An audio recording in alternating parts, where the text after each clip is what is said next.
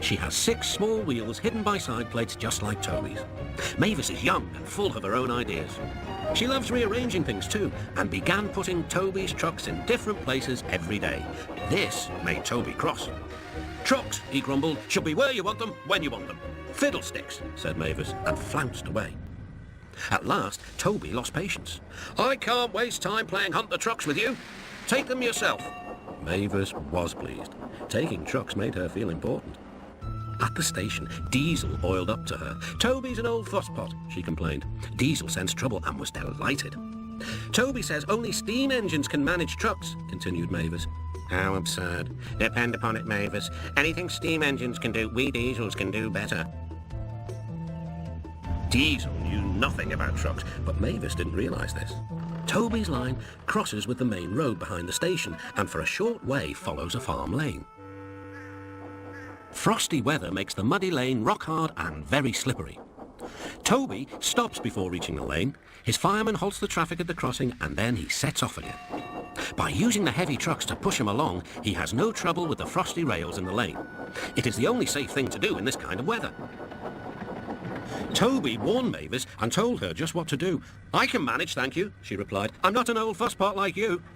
The trucks were tired of being pushed around by Mavis. "It's slippery," they whispered. "Let's push her around instead." "On, on," they yelled.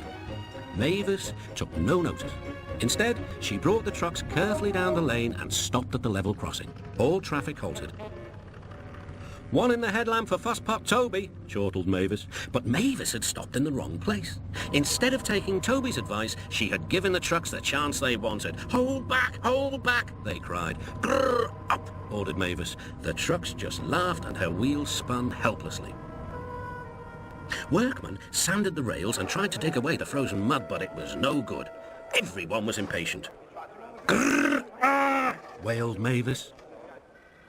Toby was in the yard when he heard the news. "I warned her," he fumed. "She's young yet," soothed his driver, "and she can manage her trucks herself," interrupted Toby. "They're your trucks, really," his driver replied. "Mavis is supposed to stay at the quarry if the Fat Controller finds out." Yes," said Toby thoughtfully. He and his driver agreed that it would be best to help Mavis after all.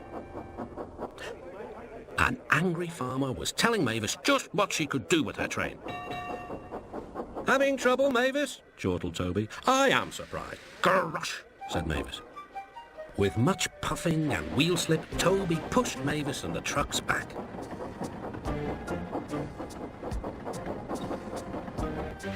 The hard work made his fire burn fiercely, and his firemen spread hot cinders to melt the frozen mud.